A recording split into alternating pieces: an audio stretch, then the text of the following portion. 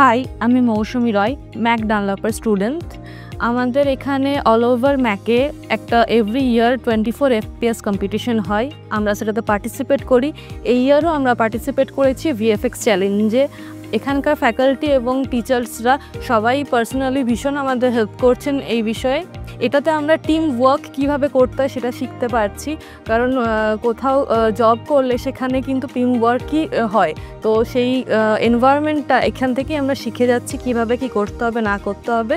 তাতে আমাদের লার্নিং প্রসেসটা আরও বেশি ইজি হয়ে যাচ্ছে এবং ইন ফিউচার আমাদের জব করতেও কোনো প্রবলেম হবে না।